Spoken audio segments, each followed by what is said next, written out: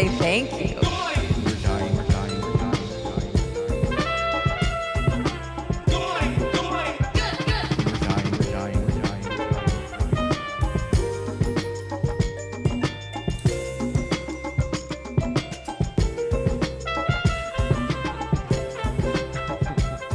We're gonna have a whole rebellion from our Yeah.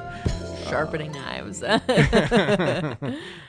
But hey, we're back. We're back with another episode of Good Morning. We're dying. I almost said Good Morning. You're dying. But yeah, we're back. Episode 11. Yep, episode 11. I'm looking at the viewfinder right now, and Sam, can you like move over just a little bit? I'm not stopping this to reset the camera. All right, I think we're good.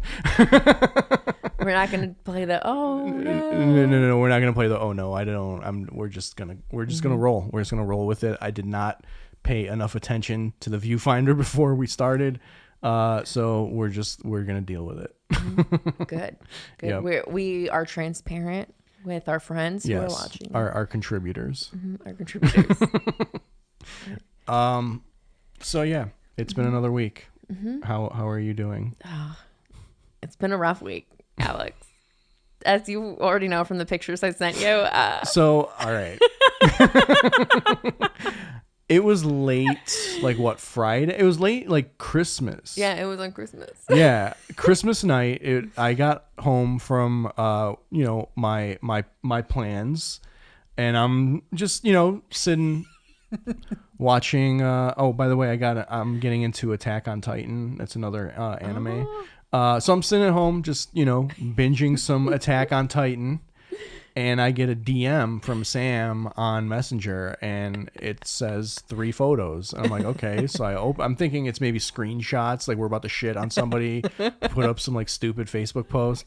I open it, and it's just the front of Sam's car completely smashed with blood all over it, with no text, like no context, no explanation, just front end of a Prius covered in blood.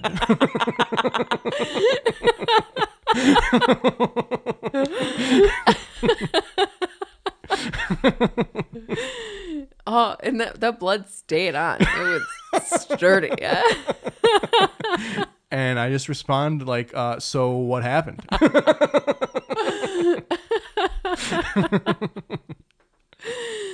Oh, I sent that to my sister too. And thankfully Santiago also added, he hit a deer. But I totaled the Prius on Christmas. R.I.P. Rest in Prius.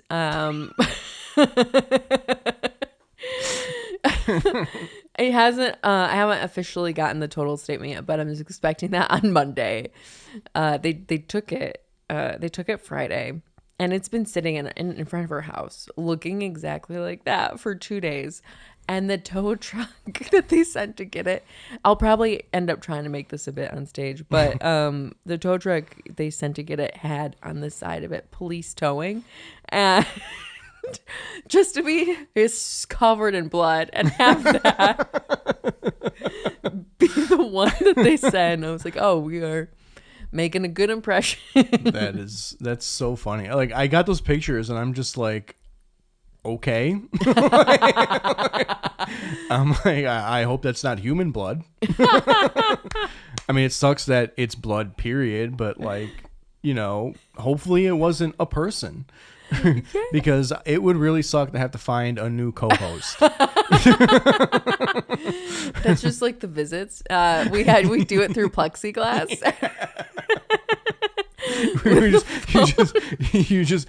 You have to do it on the payphone, and I just have to like record. I just have to like record directly to my phone. The audio isn't as good as Shure mics, but yeah. It's like I'm interviewing like a freedom fighter from prison or something, like a revolutionary activist or something. The other visitors are just craning, like head on swivel, looking over. The driver that picked our car up, because I was able to, inside the Prius, it did not feel as bad as it did looking at it. Well, So because that thing's a tank.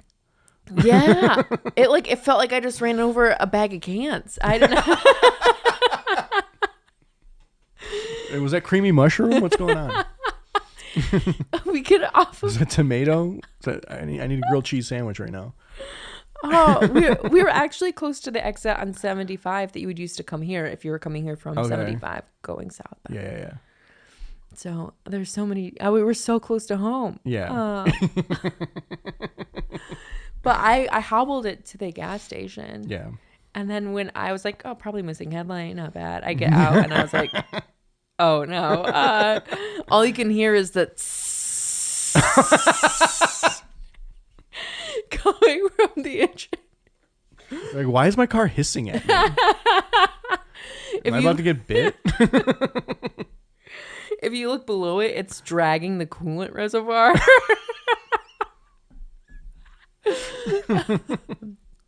The tow truck driver that initially towed it from that mobile station to our home he just saw the blood and he's like, you don't have to talk to police if you don't want to.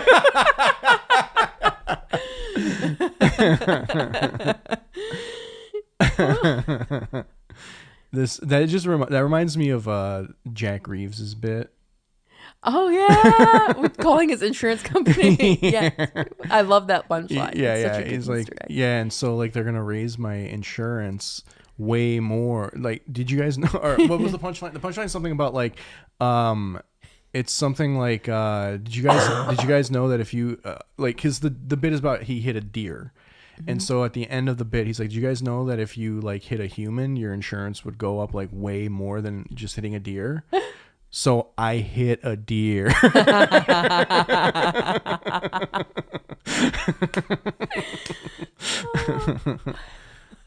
But yeah, and usually I don't like to do that, but Jack doesn't do comedy anymore, and his jokes need to live somewhere. So. We need to force Jack to come. He needs to just do like however amount of material he has, he should just record it. Yeah. He's such a brilliant writer.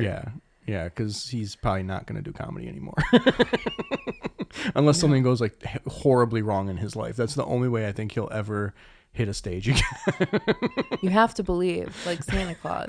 Not that something bad is going to happen to him, but that he'll do stand up again without something bad. Yeah. Well, I mean, I think I talked to him a couple weeks ago. I think he'll pop up at open mics every now and then just to hang and do a couple jokes that he maybe just thought of or whatever. But he's not going to be like on the grind anymore, I don't think. Which is why I think he should just record. Yes. Jack should have he should record. He has a lot of time. He has more time. I think he can definitely do at least 30. Oh yeah, easily. Yeah. Mm-hmm. Yeah, and that's plenty for YouTube and the algorithm. Oh yeah. I think my special, I'm going to try to record 40 and then cut it down to 30. Okay. But I was looking at the places I want to submit, and like half of their specials are 30 minutes. Yeah. So I was like, okay, I won't feel bad. I think for the first thing that I do, whether it's like a full-blown special or just an album, the first thing I do, I want it to be like the traditional, like no less than 45. You know what I mean? Like I want the first thing that I want it to be that. Mm-hmm. And then I think everything after that, I'll do whatever. Like it doesn't like it, I think after that first one, I'm going to be a lot more willing to kind of like experiment with stuff. Like experiment as far as like length, mm-hmm. Like, I mean, I'm still going to just tell jokes. I'm not like an alt comic that can do like weird things and people are like, oh, that's so smart. That's just not me. Like, but as far as like, just doing like an EP, mm-hmm.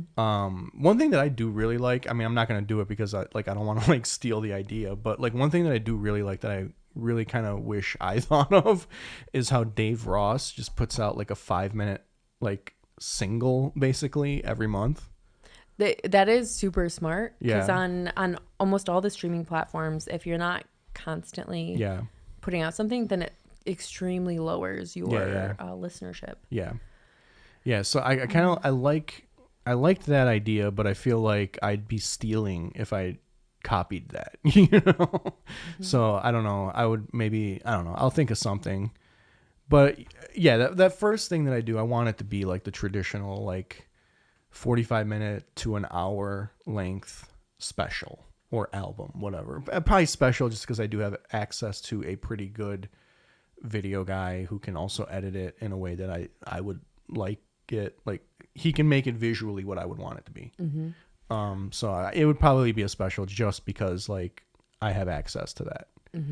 If I didn't have access to that, it would probably just be an audio album, you know? Yeah.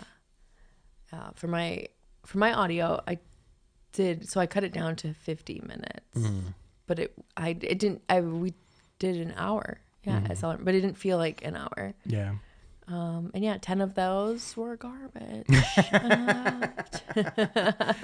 But yeah, that's also another reason why I want more material before I record something, because okay, I can hit 45, but I'm going to end up cutting stuff. So then it's going to be under 45. You know what I mean? So like if I can get closer to an hour or even beyond an hour, then when I cut stuff, you know, hopefully it'll be like no less than 45.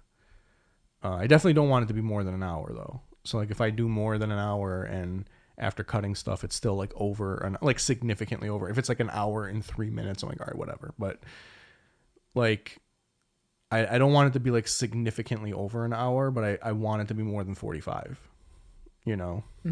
So like, that's why I'm kind of like in my head about the amount of time that I like, quality time that I like. I can do way more, but like we're getting into a territory of me doing jokes that were never really that good, that I didn't really ever take the time to like kind of try to fix, you know? So like I can fill the time, but it's just not going to be good, you know? Yeah. Even with the special, I have like 3 of those jokes, 3 or 4 that I'm like, well, we got 20 days to tighten those up. Just steal some jokes. Got a new joke about a deer. If I can't make mine work, maybe I can make Jack's work. Yeah. Just look, you know, just figure out which like 3 to 4 comics quit in the last year and just take their best joke.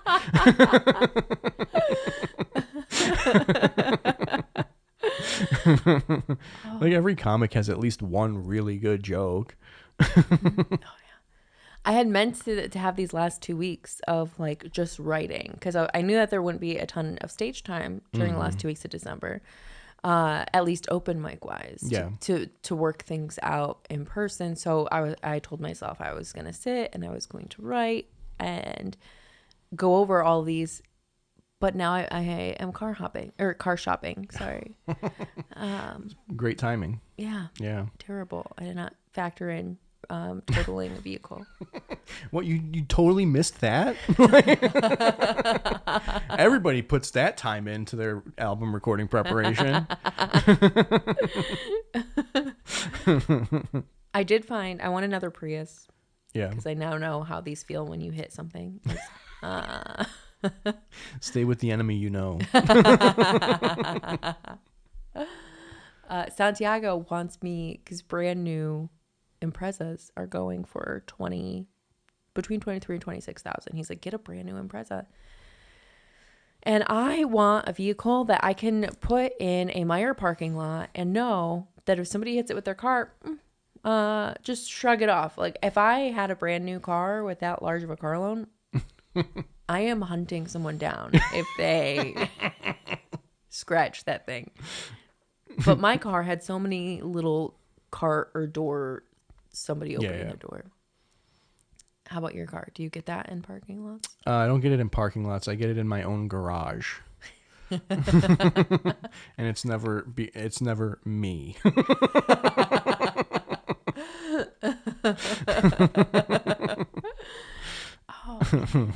I just want one where I won't feel bad about it. Like, oh yeah, that adds character to the other character it already had.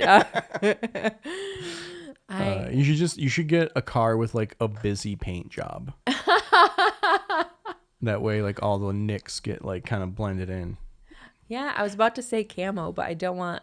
Well, maybe. Well, deer stay away from hunters, so maybe it'll be like, haha, you almost got me, and then stay far away. Yeah, paint the car camo, so then deer are like, oh my god, and they run.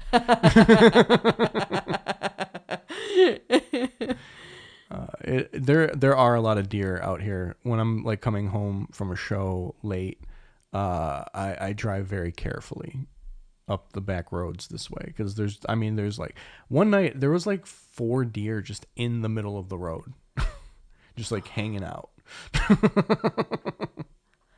That like, oh, it's I mean, so I would sad. honestly, I would rather that because like I saw them from like a mile away, so like I could approach slowly. It's better than like when there's 6 of them on the side of the road and then they dart out.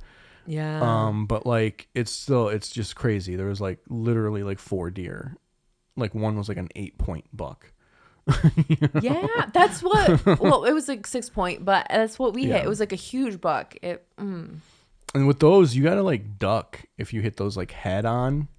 Like it looks like you kind of clipped it off the side, but if you hit them like head on, you gotta duck because their antlers are coming through the windshield. I'm happy it didn't release our airbags, surprisingly. Oh, yeah. And then Were you like braking when you hit it? a little bit. That's probably why.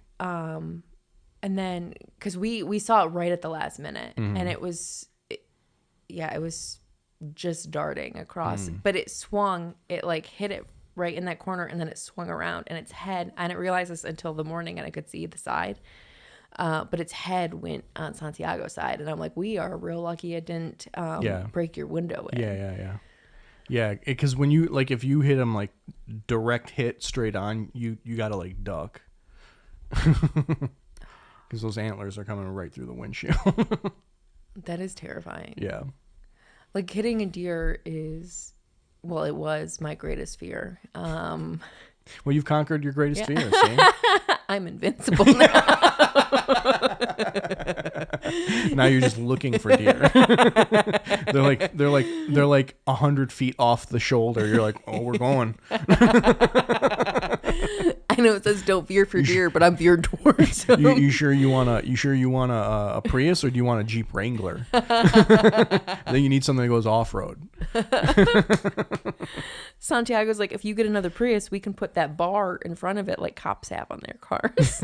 And he's like, oh wait, never brush mind. guard. Yeah, the brush guard. He's like, we can put a brush guard on it. And he's like, oh wait, if you get in an accident with another car though, then that'll be worse. But deer, it'll help a lot with. Yeah. Other cars. Well, it'll be bad for them. Yeah. But your car will be protected.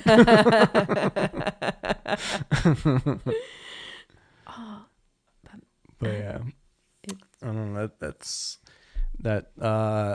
a bummer that you have to find a car now while you're trying to get ready for this special. Yeah. And I know it didn't kill the deer. Mm-hmm. It probably died a slow death, and I feel bad about that. Well, that's why you gotta have a gun in the car, Sam. So you could have put that deer to rest.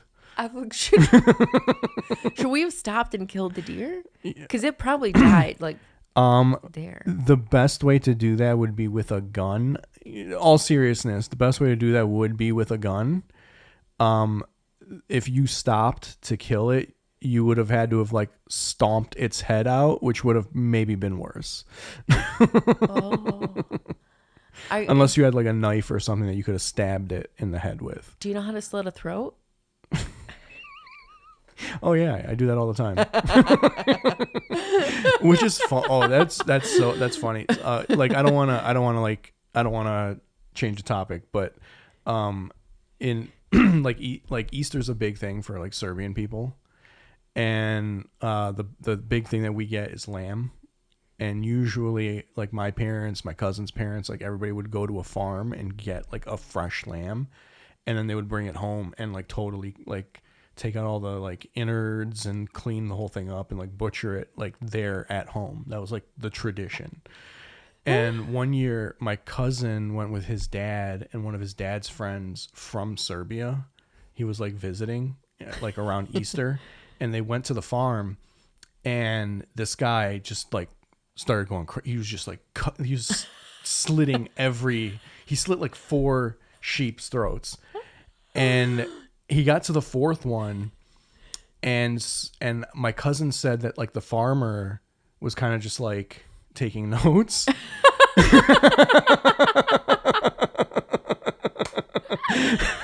So that guy had to buy all 4 of those sheep. Oh my god! Or all 4 of those lambs. That's so expensive. You know? The guy thought it was just like open season. Like, just kill what you want, buddy. All of them?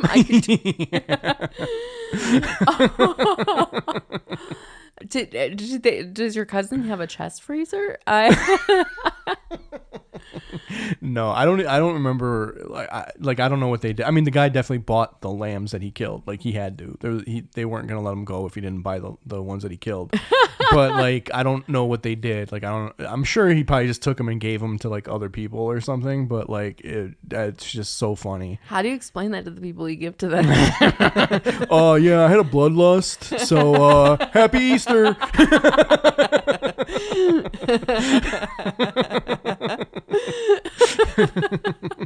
He's just on a farm and he sees lambs, and it's like the Kill Bill, and he's just like black mambaing all these like lambs.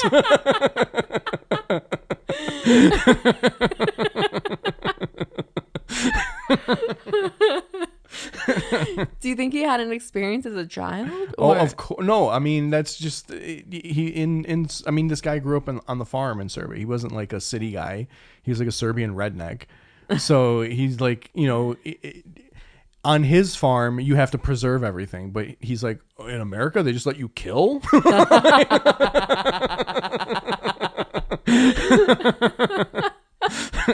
Because over there, I mean, you know, you do like, there is like currency obviously, and there is like an economy, but a lot of stuff like in the farm land in the villages, a lot of it is like bartering, you know. So he goes to this farm in America and it's like, wait, I can just kill. Like not realizing that like, oh no, like we do money here. there's no bartering. Like you got to do money here. You know. Those poor deer can get you a lot. I wonder if he was disappointed that those were just given to other people instead of bartered with. Yeah, I mean, honestly, I don't even know if it was just given to other people. I'm just assuming, because like, what are you gonna do with 4 lamb? You know, they're big. They're like the size of this table. You know, cosplay, costume. If only it was closer to Halloween. But yeah, it just that was so funny when he told me that story. But yeah, just the slitting the deer's throat on the side of the road just made me think of that. I don't know if I could do it. I guess I would try to hold it with its head in my lap and be with it until it died. I mean, you can maybe try to snap its neck. You know, just kind of like get down and like kind of pet it. You know, kind of like comfort it for a minute, and then just. Do you do it with the antlers or the head? I think you just take the antlers. You just John Wick the deer. Oh man, I'm so uncoordinated that it would just ruin his last moments of life. Just head being. He's just like, ow, ow, ow.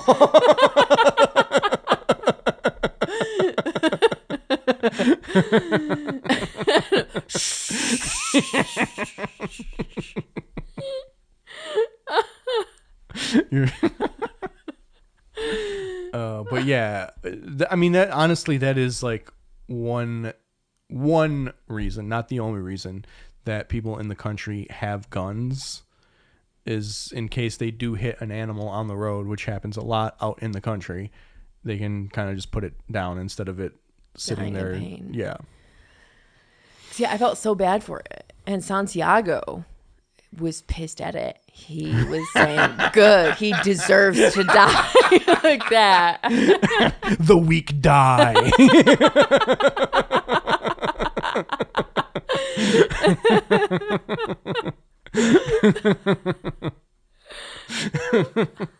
The weak and stupid lose their lives. He did it to himself. Oh, I feel so bad because I was like, that definitely maimed him enough where he's not gonna make it through. But he is, with as much blood that was on my car. Yeah. You know how like when you're walking, like, crossing a road or driving, and you see like a black spot on the road, that's dried blood. Like that's like most likely a deer was hit in that spot, and that's like it's blood and it's just dried up now. So anytime you see like a black spot on, like, if you see a black spot on the sidewalk, most likely someone was murdered right there.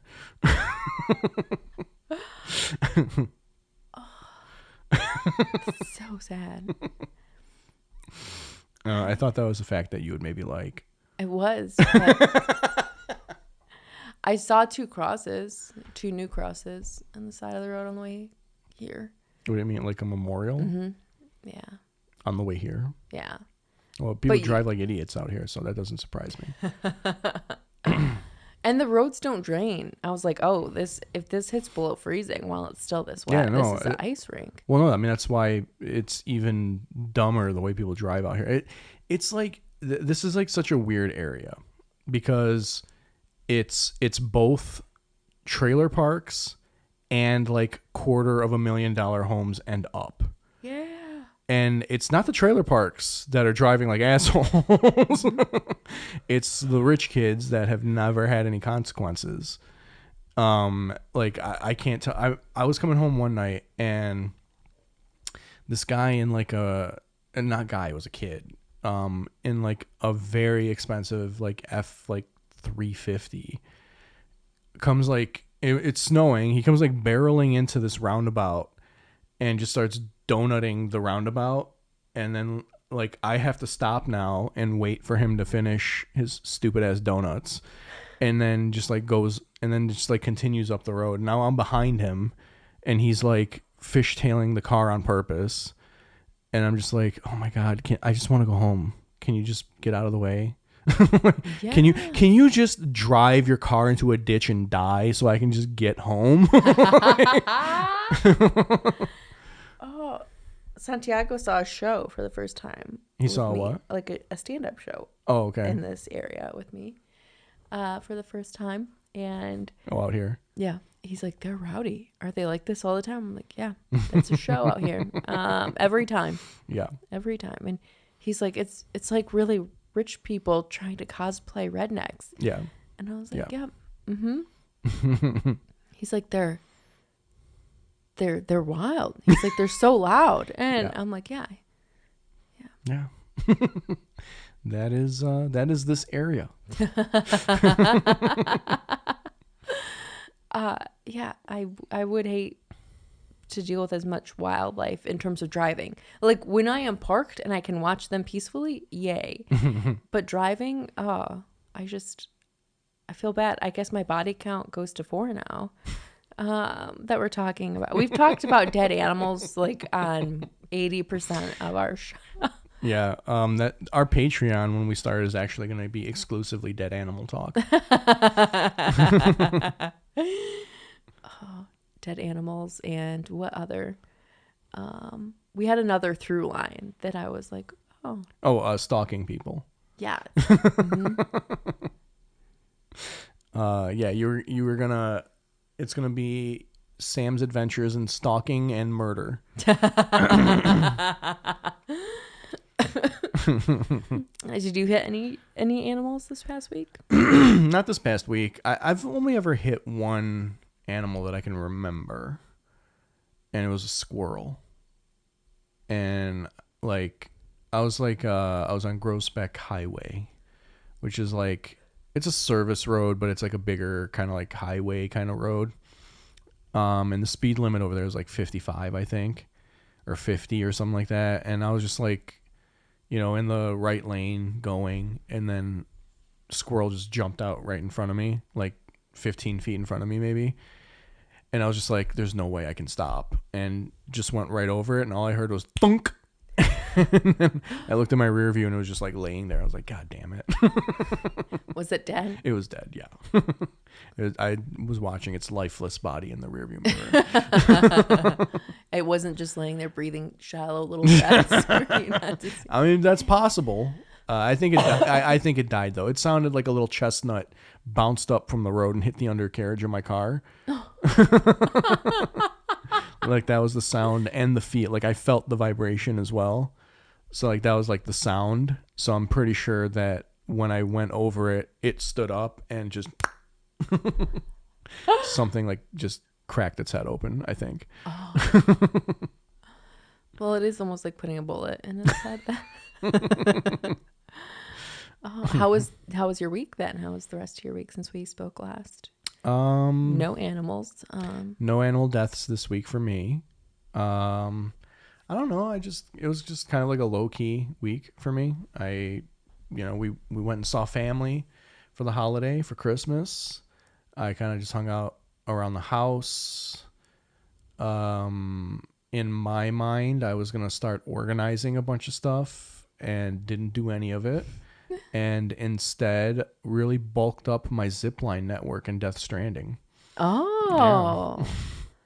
Yeah. How are you doing in that game? I mean, I beat the game already. Oh. Now I'm just building a zipline network. I'm just building a zipline network that once I have completed it, I will probably never play that game again. But I will have the option that if I do go back to it, I will be able to do deliveries very easily. The only frustrating thing about it though is that like you can only build so many things. Like there's like in the game they call it the chiral network, because like these like ghosts are kind of like these demon ghosts are kind of all over the place, and when you kill one they leave behind these like crystals that they call chiral crystals, and you can like use them to build more durable things. And so like the whole kind of like network that the civilization works under is called the chiral network. It's basically just like Wi-Fi, but based on these like crystals. And but there's only so many structures that you can build, and then you've like your chiral capacity gets met. So like I can't build zip lines all the way to what I need. But like the game, it's sort of like a half online, half one player game. So like the stuff that I build, people in their game can use it. So what I do is when I run out of capacity, if I'm trying to make like a zip line, like line from here to here, but I only have the capacity to get to here, I will then put signs in all of the places that I need more zip lines in and hope like another player sees them and they put a zip line there for me. But you have to like collect materials to upgrade the zip lines so that they have more like resistance to like the weather, because they start to like deteriorate because of rain.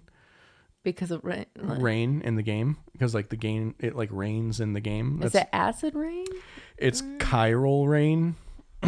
Because it's like the demon ghosts. They bring the rain from their dimension, which like deteriorates. It's called time fall, and it like speeds the aging process up. So if it hits your skin, you get old really fast.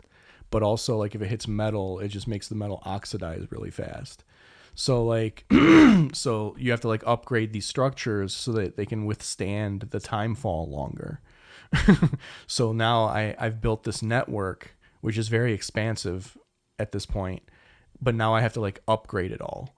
And there's like 2 levels of upgrades. So like most of everything that I have is on level 2, and now I'm like in the process of making it all level 3. How do you upgrade it? Do you need to kill more ghosts? No, you have to find materials like either out in the wild or at like because like the game is like a delivery game. You're like basically a glorified mailman. You're a porter. So you have to like deliver packages to these different like outposts. And as you deliver packages to these outposts, they generate more materials. So like metal, chemicals, ceramics, special alloys, resins, things like that. And so you go like as you deliver you have to go get the materials from the outposts that you need to upgrade the different structures. So like I'm in the process of making everything level 3, which is going to take a very long time. And I'm pretty sure that once I finish this, I will just never play this game again. That sounds intense. Yeah. Who do you think came up with this game? Oh, it's Hideo Kojima. It's who? Hideo Kojima. He's a very famous video game designer. He made the Metal Gear Solid games, the like early ones. And he's kind of like a legend because of those games. And the Metal Gear franchise like thanked him for that by firing him. Firing him and not giving him the rights to his games. So he broke off and started his own studio, and this is his first game with his new studio. Did you like it? Oh yeah, I didn't like it at first. At first I was like, this game is stupid. And I maybe played like a half hour into it, because it is sort of like a weird game. Like you're expecting a Metal Gear Solid type game, which is like stealth, kill people, sniper, sneak up, stealth, all that kind of stuff. But it really is like, people make fun of it, but it's also accurate. They call it a walking simulator, which it essentially is, because it's very easy to lose your balance and fall over because there's like a certain way that you have to walk. And so like it really is like a walking simulator, and like you have to climb mountains and go through like rivers and all kinds of stuff. It's so on it though, in terms of like you're a delivery person, and it's like if they think pooping in boxes is hard, Demon Rain is. Which that's a much better name for the game, like Demon Rain, I think. Death Stranding, like Demon Rain was the name. I bet you that's what it's called in like Japan or something. It's probably called Demon Rain in Japan. How are your cities doing? Your city skylines? Oh, I gave up on that game a few months ago. Like, I don't know, I tried to play it like maybe a week or two ago, and I was just like very uninterested. I was just like, typical government official.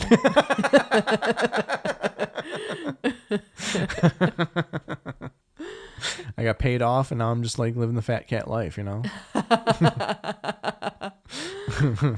You gave certain people what they wanted, and then he's done with it. Yeah. I don't know. I'm trying to figure out like what to play next, and there's just not a lot of games right now. This is that time frame of the year where like there's just not a lot going on gaming wise. And I'm like trying to figure out like, is there a game that I never played that I should have played that I should go and like revisit? And I'm like kind of I never really got into like the Assassin's Creed franchise. So I'm kind of like thinking, maybe do I get into that? But there's like 14 Assassin's Creed games or something like that. Perfect time. Well, but it's like some of them are complete ass. Some of them are great. I have to like go and do the research on which ones are like worth it. Were you a fan of Kingdom Hearts? I never played Kingdom Hearts. Now's a good time to do that. Oh, and also the sequel of the Final Fantasy VII remake came out like months ago at this point, and I never played it. So maybe I should go back and play that. Yeah. Because that was like my jam when I was a kid, was Final Fantasy VII. I think you found your video.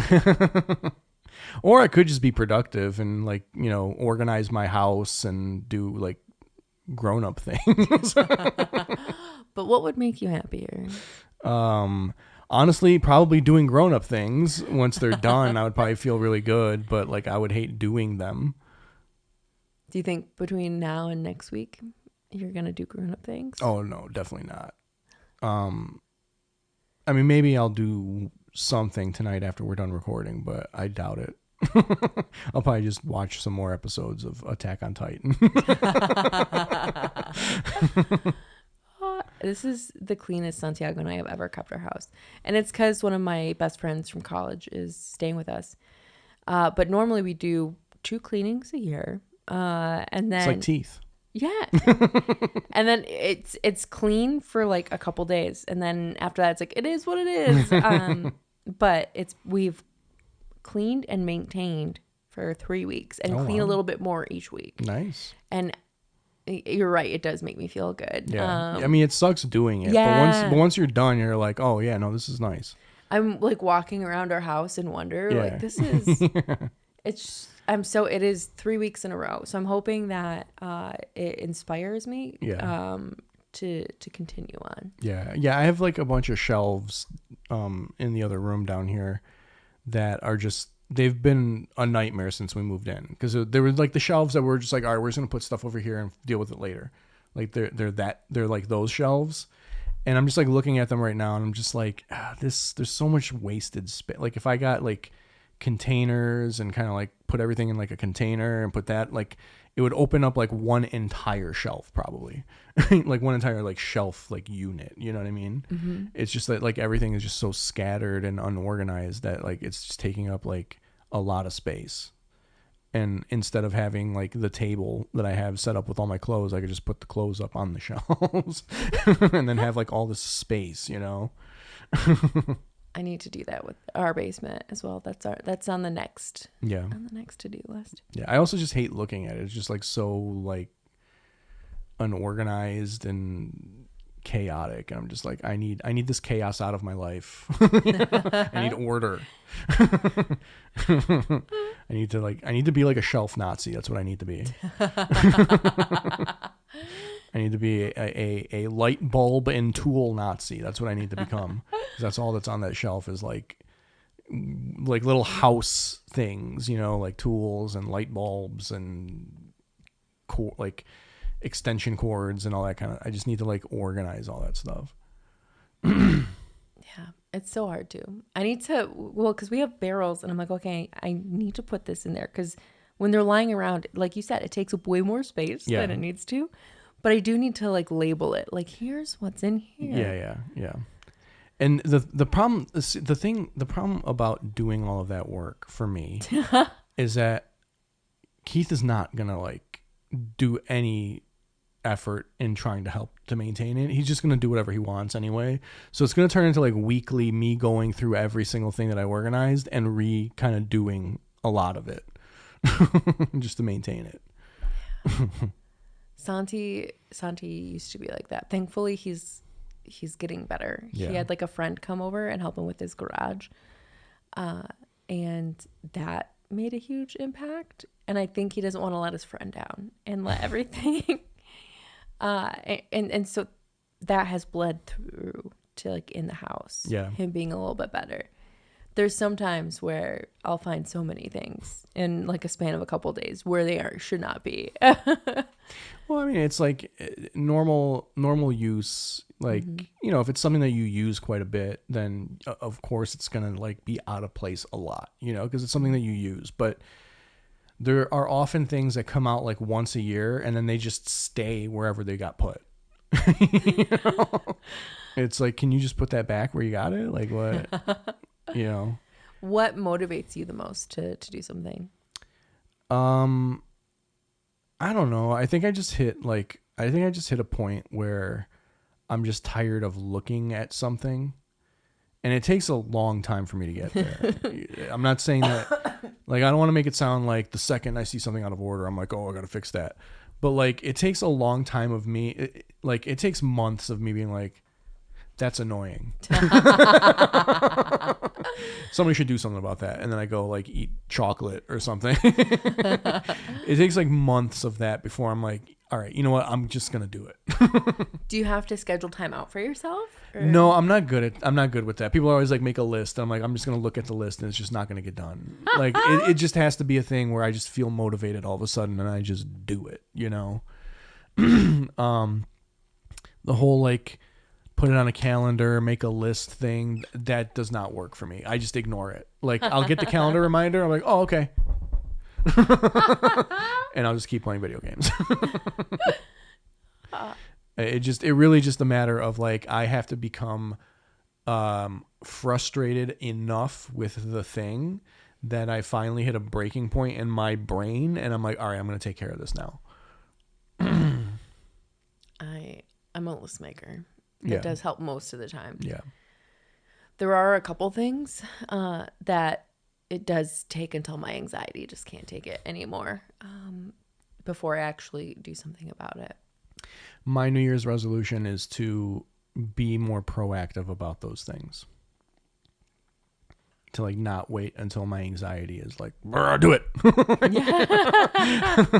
To like, be an adult and like take care of my house, Do you feel the exhaustion that stems from your anxiety building up to that Oh point? no, I definitely do. I definitely I think about the physical exhaustion of doing the thing, and that's usually what deters me from doing the thing.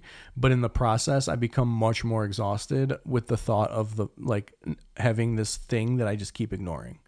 Like continuing to ignore the thing makes me much more exhausted than if I just hunkered down and just did the thing. Just took the hour to 2 hours to just do the thing. Instead of like the months of like, oh my God, I'm a real piece of shit. I should have done the shelves already.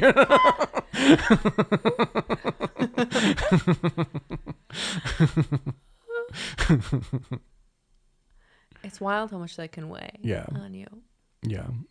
Well, I hope you have the best of luck with your New Year's resolutions. I know I get so salty when people crap on New Year's resolutions. I'm like, if similar to what we were talking about with specials, like if somebody's gonna do a thing, like don't crap on somebody for doing a thing. Well, yeah, and also you like immediately being like, you're not gonna do that. That just gives them the excuse to not actually do it. Like I don't know. It's just it's very weird. I love it. I don't know. It's very strange that people's like in like knee jerk reaction is always like the negative. Yeah. And it's like it's everyone. It's with stand-up as well. Cuz like any kind of like if you go watch any kind of like stand-prov show or just like riff-based show where like maybe someone throws out like a topic and now you have to like as a stand-up riff and try to make as many jokes on the spot as you can. Most like 90% of the comics that are on the lineup will immediately go negative. And it's like that's kind of the predictable stance to take. And the comics on those lineups that do those sort of like riff-based shows, the ones that do the best typically don't shit on the thing, at least not immediately. They first try to find the cool thing about the topic.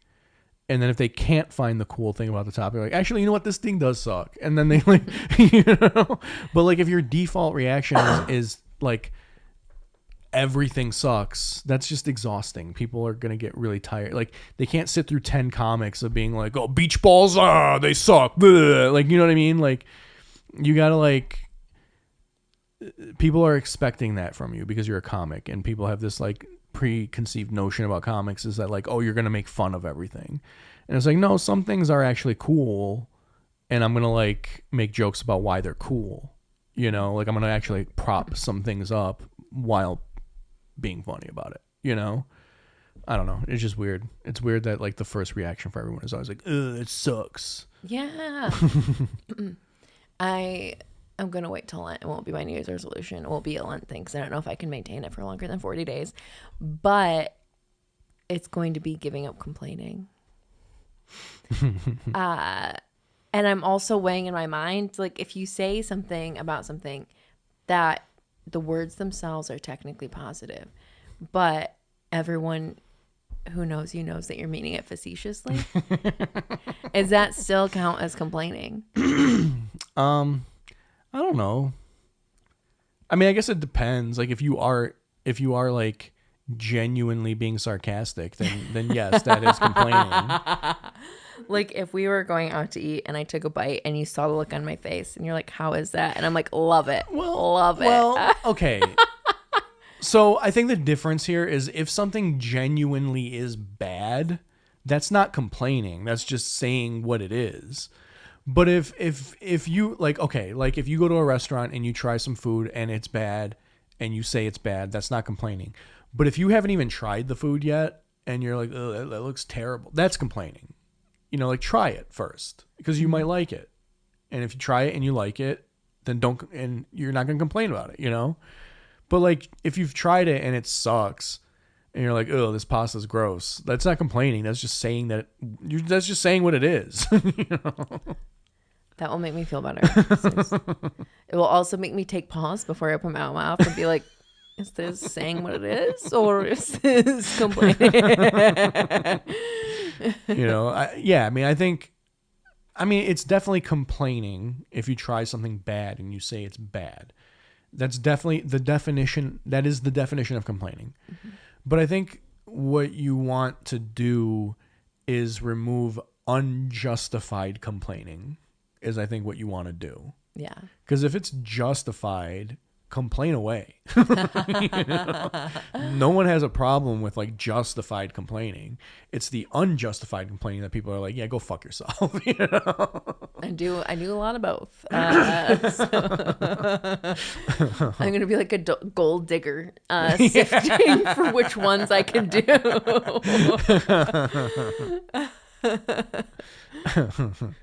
But yeah, I mean, I don't know. Even the justified complaining, I think people just don't want to hear it. You know, but I don't think there's anything wrong when it's justified. Yeah, I can see the emotions start draining, or like the emotion, but like the energy start draining from Santiago's face on certain days as I spiral a lot, and if somebody's around me, I will do it out loud. I do the same, and it's always with the news. And Keith watches MSNBC like all day long. Like it's on our TV constantly. And if I'm in the room when they're talking about something, then I'm just like, shut the fuck up. Like I will just go into it, and it's the same thing. I can just see it on his face. Like his eyes start like kind of squinting, and he's just like, okay. But that's the only thing that really triggers me that way, I think. I mean, I'm sure there's like other, like food, I think maybe kind of does it to me as well. Like I'm not a foodie, but like I have like a few close friends that are foodies. So I know a little bit about it, but I'm not like as passionate about it as them. But some of their stuff is definitely rubbed off on me. And so like it mostly happens if we go to a place that everyone is like, oh, you got to try this place. Then I try it and like, this is ass. Like then I kind of go in on it. But if it's just like a place that we just tried and there's no hype around it and it's just like not good, then I'm just like, yeah, whatever. It's fine. You know, but like places that genuinely do bad service piss me off, and that will trigger me as well. Because like when we just moved into this house, like, I think it was like the first weekend that we were here, we went out to get food, and I'm not going to say the restaurant cause our huge following would just collapse their business. No, like I'm not trying to call anybody out. Like there were a few moments in my life where I was like, should I just do like a blog about food? Like just like local, like around here food, like what's good and what's not. Because like I always try to find what's good around me. And it's so hard when you're in a place that's not actually known for food, but you know there has to be some good food around, you know? But like it's so hard to find that. So like there were a few instances where I was like, should I just start like blogging about like the food immediately around me? And because of that, I was like, I don't want to like shit on bad places. I just won't talk about them. So I'm not going to say this place's name. I'm not going to say what kind of food it is because that would give it away. I will say we went there like the first weekend that we were here. And it was blistering cold. Like it was blizzard, wind. It was awful weather outside. We go in and it's a big restaurant and they have booths on one side and they just have like open tables on another side. The open table side was completely empty. The booth side, there's maybe, a dozen or so booths. 3 of them were occupied. We walk in. They seat us at the table literally right in front of the doors.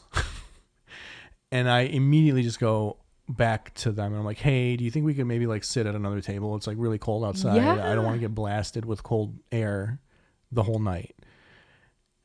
Immediate attitude. Move us to the section with the open tables that no one is sitting in, where the kitchen staff is kind of hanging out. There's a kid at a table, like a few tables away from us, watching a movie on a portable DVD player, blasting the sound. It took them forever to come take our order. At that point, it was like, I don't care. You can keep us here all night. I'm making you work at this point. Like, I will bitch about you online, and I'm going to make you work tonight. And just attitude the whole time. Just like dropping the food on the table, walking away, like not attentive at all. It's like, because I didn't want to sit in front of a freezing cold door. Like, they had three booths sitting as far away from the doors as possible. You couldn't sit us at one of those booths. Yeah. So like that kind of stuff triggers me. Same. It's the attitude part. And like, I waited on tables before. I was not good at it, but I always was like nice and apologetic. Yeah. And that's the thing. Like, if they, get busy, or if they look like they're having a bad day, that's one thing. But if they treat me like crap, yeah. Oh, I generally do like side with the workers, because I've worked. I mean, I never waited tables, but I've worked in restaurants, and it sucks. Like, that job sucks. You have people constantly bitching at you. The nature of the job sucks, because it's just, you get slammed. And then it's 2 to 3 hours of you just constantly like doing, like, you have no time for yourself in that time. Like, if you didn't go to the bathroom before that started, hope you got a good bladder. Yeah, but if they have no other table, and if they there were like 3 booths and maybe like a couple of tables on that side, because like the booths are the outside of the restaurant, and then in the middle there's tables. So there are like 3 booths, maybe like 2 or 3 tables on that side. And then like the rest of the restaurant was just empty. Yeah. And they sat us, number one, so far away from all those people. And like literally at the table that was like, when you walk in the door, the table's like literally right there in front of the door. So every time those double doors would open, just boom, you're getting hit with like wintry mix. Yeah, that wouldn't have been fun for whoever was waiting on your table either. To like, if they were standing right there too. Yeah. Yeah. So they like, the guy that sat us like just had an attitude, moved us to the side of the restaurant that like literally no one was sitting at. Then we had to deal with like the kitchen staff watching like DVDs at full blast on their portable DVD players. And I'm just like, okay, this is fucking stupid. Yeah. We never went back there. And I definitely went on Yelp and complained. Jeez. I would say that's a review, not a complaint. I will still, during Lent, I will still be a keyboard warrior for places or doctors that are not great.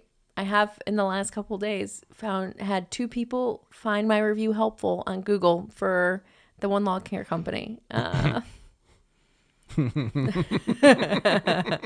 If this is your first time tuning in, I got in a mini spat with a lawn care company via review, and still not taking it down. And now I'm happy because I have helped 2 people. Yeah, you got to pay it forward. But yeah, I don't know. It's just funny. One of my favorite types of reviews, I don't know if I talked about, I maybe talked about this on here already. I know I've talked about it on Bert Selleck, but one of my favorite type of reviews is people who review rest stops. I have before. The best review that I ever saw was, do you remember the rest stop in Canton, the one that they demolished? Mm-hmm. Someone left a review for that one, and they're like, too many gay guys. It was just like all caps, too many gay guys. Which, to be fair, that rest stop was basically a gay bathhouse. Like, it was very funny. I stopped in there, totally just to use the restroom one night, and I walked in, and so like it was an old style rest stop, right? It wasn't like the new ones. It was like the old ones where there's just like one door, and then there's like the women's and then the men's room. And so like I open the door, and as soon as I open the door, I just hear a bunch of commotion and I see shadows.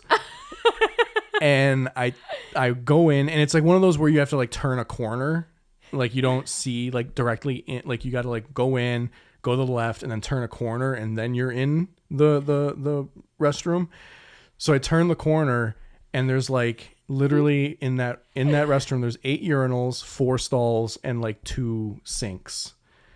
All 8 urinals had a guy. All 4 stalls had a guy, and there were 2 guys washing their hands at both sinks.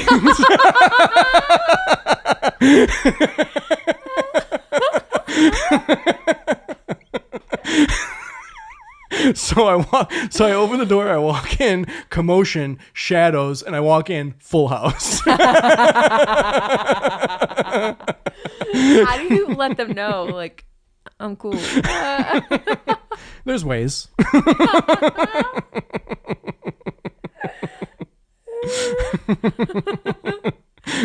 Well, I mean, I would assume the people who are doing the hand washing have to be the first to give up their position. Well, they were probably the ones that weren't fast enough to get into like a urinal or a stall. So they were like, "Oh, what do I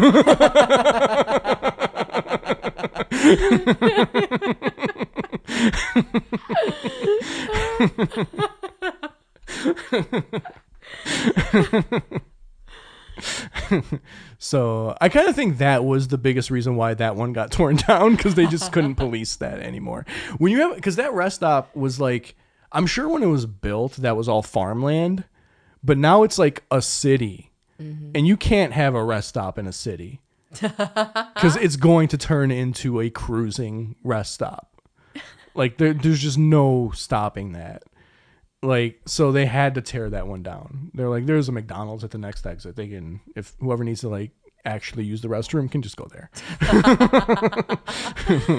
Yeah, I never had that with the women's restroom. It doesn't really happen with women's restrooms, I don't think. I mean, I'm sure there is some stuff going on, but I feel like it's the men's rooms that are usually like, there's some sex going on in there.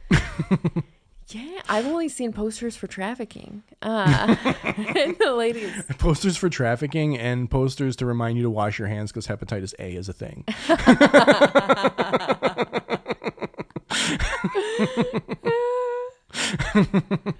Those are the 2 posters I see. Yeah, on my posts, I've never written too many gays. But if they have a time limit, I am like, only allowed for 2 hours. Oh, you mean like parking? But yeah, that was like one of the funniest. Did you laugh in the moment? No, I didn't. I honestly, I don't think it really hit me what happened until I was like leaving. Because when I was leaving, that's when it started. It's like, I have a lot of these moments. I don't really realize it when it's happening, but it's not until I'm like leaving that I start having that like Chaz Palminteri moment from what's it called? Usual Suspects. Like at the end when he starts piecing it together that like, spoiler alert, Kevin Spacey is Kaiser Soze. Like, have you ever seen Usual Suspects? So like the whole movie is about trying to figure out who this like big crime like boss is. He's like this like legendary like mastermind, criminal mastermind, and but no one knows what his like identity is. And Kevin Spacey's character is kind of like a gimpy, kind of like weak looking, ailment filled guy, and they're like interrogating him the whole episode, trying to figure out who Kaiser Soze is. That's the like criminal mind, and they all think it's like this one guy. But then, like, at the end of the movie, it's revealed that it's not the guy. It's actually Kevin Spacey. But they don't realize it until they let him go. And he's, like, leaving the interrogation because it's not even in their mind that it could be him, you know? So he's, like, leaving.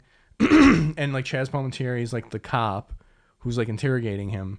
And after he leaves, he's, like, just sipping his coffee, like, trying to think, like, how do we put this? How do we solve this? And then, like, he just starts thinking of things that he said, and it all starts coming together. And he realizes that Kevin Spacey is Kaiser Soze, but it's too late. He's already gone. So like I have a lot of those moments in life where like as the thing is happening, I'm not really like understanding what it is until I'm like leaving, and then I'm like, oh, that's what that was. Not that I didn't realize that like guys were having sex in that restroom that night, but like just the humor of the situation didn't really start to sink in until I was like leaving, you know? I love that they just set it up like a play. Well, Keith always said I should do like a one-man show about the bathhouse. Yes. Oh my gosh. 100%. Can that be on your 2026? Hey, maybe we'll see if I actually record something this year. Maybe that'll be my 2026 goal. Yeah, I think that you should for sure. Yeah, record, and then be able to set that up for 2020. I am so excited. Like your stories from there are just wild. I think my stories from there are like kind of tame, actually. Like when you think about like what some other people have probably seen or done in that place. Oh, I mean, I have a lot of like funny stories. Like I remember I was there one time and like you know, we have an open relationship, so like Keith knows I go there. I wouldn't be talking about it in my own house if he didn't know. recording it. Yeah, with him in the next room playing video games between a wall that very certainly the sound goes through. But like I was there one time and there was this like younger like Chaldean kid, and he was kind of like following me around, and you know, we were kind of like hanging out a little bit, but he thought like, I mean, he knew I told him I was in an open relationship, like I have a boyfriend, and he's just like following me around like a little brother the whole night. Like we hung out for a little bit and then he's just like following me around, and I'm like, this kid thinks that we're like in a relationship. And so like it got to a point where I felt I was being very clear that like I'm gonna go do my thing. Like I feel like I clearly stated that to him, that like, okay, we had fun, I'm gonna go and do my thing now. Mm-hmm. And he just wouldn't like go away, and he kept like trying to talk to me while I'm like cruising. And he just kind of got to a point, it started to finally like kind of click for him. And I mean, it kind of sucks because like he clearly was upset, like he genuinely was upset, but like like separated from that moment and looking back at it, it was kind of humorous. Because he like gets up at one point and he just kind of like gets up and he's like, if I had a boyfriend, I'd be at home with him right now. And he just like scurried away.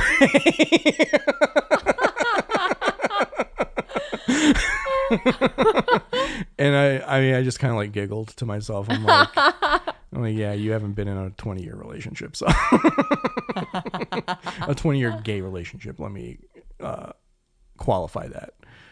And that's not to say that all gay guys are open. There's a lot of gay guys that are monogamous, but I think poly open relationships are way more common with gay men. But I mean, he was like a very young kid. I wasn't like mad, you know? Yeah, well, I mean, it's not like people go to the bathhouse looking for relationships. Some guys do. Wait, for real? Yeah, some guys do. Like they just don't understand what's going on, you know? And a lot of those guys are just, they're very like possessive, you know? They get very like, once they latch on to you, you're theirs, you know? And you have to just kind of like immediately just squash that. And there are specific cultures that are that way. My culture is one of them. There's not a lot of Serbian guys at the bathhouse, but Serbian guys do in general, not, I don't know a lot of gay Serbians, but like just relationships in general, straight or gay, Serbian men do get very possessive. They're like, you are mine, you know? So like, I'm not saying, oh, like those people are like that. I'm very familiar with this behavior and I can see it in other cultures. And there's other cultures that I see just in general. I'm like, oh, they're very much like Serbians. Like they have a lot of the same kind of like tone and pacing of Serbian culture. So like I can kind of spot that like behavior pretty quick, and I can kind of like point those guys. I can kind of like single those guys out very fast. I'm like, that guy's gonna be a problem.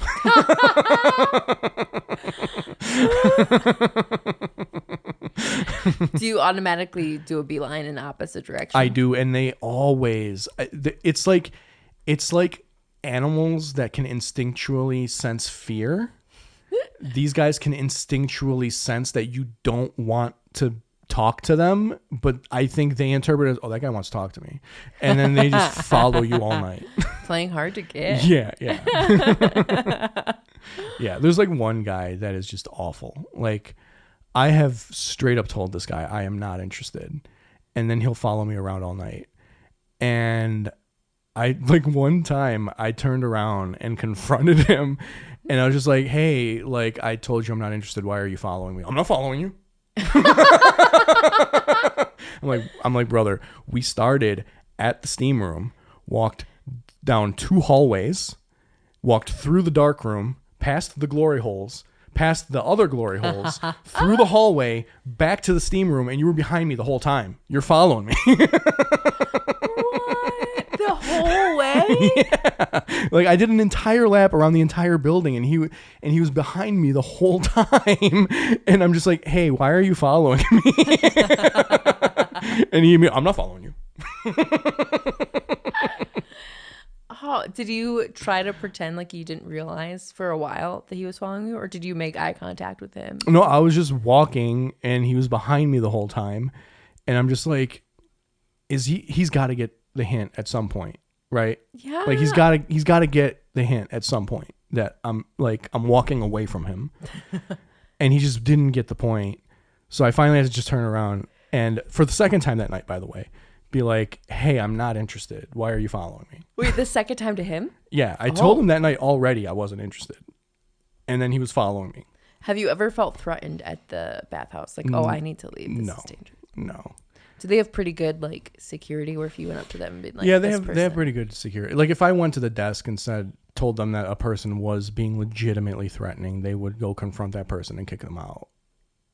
I mean, it wouldn't be like automatic, because then anybody could make any complaint. They would go talk to the guy, see what's going on. If what I said matches up with their investigation, then the guy would be gone. Because like I know. I've been going there since I was a hot little twink. So I know what it's like to have guys just constantly like on you that you don't want on you. Like, like to have that kind of like harassment and that attention from like a man that you're not interested in. Like, I know what that is. I don't get it so much anymore because I'm old now. But like when I was in my 20s and I was like in shape and like hot and all that, like I got it a lot. So like I still get it every now and then, because I'm like moving into like the daddy territory. So like I'm getting those guys now, but like there's still guys that follow me around that I'm like, I don't like this guy's vibe. And I start off very normal, and I'm just like, hey, I appreciate the attention. I'm not interested. This is what I'm interested in. I'm not interested. Usually they'll back off at that point. But every now and then there's a guy that just doesn't get it, and they will just follow you all night. And I will try to be patient, but if they just don't stop, I will just confront them and be like, listen, man, you're following me. I don't appreciate it. If you don't stop, I'm going to have to go talk to like somebody at the desk.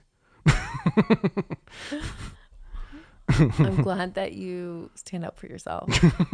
I'm glad that I don't have to worry about Yeah. anyone. Yeah, no, it's just annoying. It's like you're ruining my night. Have you ever had somebody try to follow you outside of the No, bathhouse? I've never had that. Have you ever had somebody find like your information and try to like friend you on social media? I mean, I fortunately have not had that. But I try not to give out too much information when I'm there. Are there regulars at the bathhouse? Oh, yeah. Yeah, there's definitely regulars. There's definitely people that I see there all the time. And, I mean, you could probably say I'm a regular at the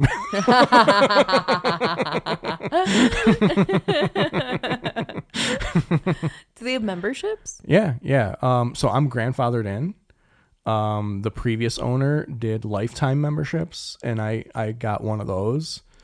But the new owner got rid of that, and you can only do 1 year memberships at a time. So like when your membership expires, you have to like get another one. You can also do just like a couple months. You don't have to do the full year. But I'm grandfathered in with the lifetime, so like I don't have to ever get another membership. Oh, look at you. Yeah. No wonder you're a regular. I gotta make the most out of that money, you know? That's an investment. But yeah, it's there. I mean, yeah, there could be like a one-man show about that for sure. Yeah, absolutely. Yeah. Cause like, you know, it's funny. So Attack on Titan, I don't know if you know anything about it. It's an anime, and it's kind of set in like a sort of like medieval feudal kind of setting. And the human race is living behind these walls, because outside of the walls are these like giant things called titans, and they resemble humans, but they're not human. And titans, they basically roam freely naked, but they don't have genitalia.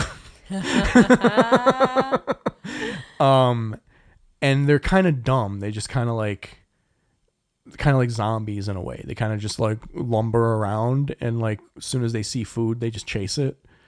And it resembles very much so the bathhouse.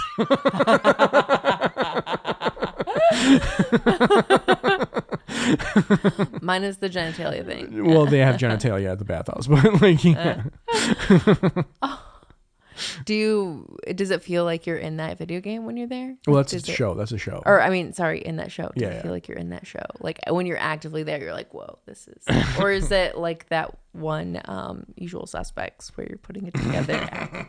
No, I've gone there long enough to that's just what it is. I had that moment a long time ago, where now I just recognize it as soon as I walk through those doors. Have you seen any of them at your shows ever by just pure coincidence? I don't think so. I don't think I've ever seen anybody from there at a show. Not out of coincidence. I haven't. So, yeah. Mm-hmm. I've seen people from like other things that I've done at shows. Like I used to bowl on Friday nights. Like Keith and I, we used to be in a bowling league. I've seen people from like that coincidentally at shows. Has that been weird? No, that wasn't weird. That was fine. Mm-hmm.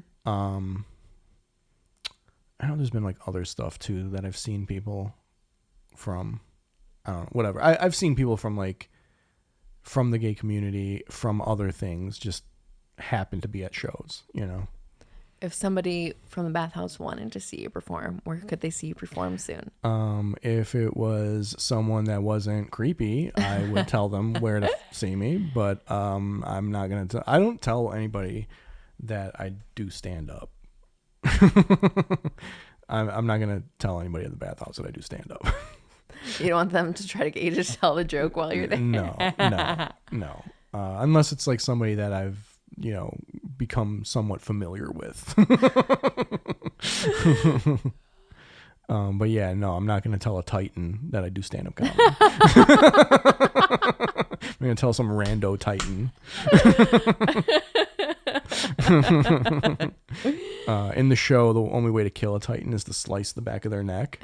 So like after I'm done with the Titan, I'm just going to slice the back of their neck. And And then they just like steam. They turn into steam and evaporate. Perfect for the bathhouse. Exactly. Exactly. What shows do you have coming up? What do I have coming up? Well, you're recording. What day was that again? January 25th. 25th. It's a Saturday. Yep. I believe January 16th I have a show in Sheboygan at the Hive North. I believe that's January 16th.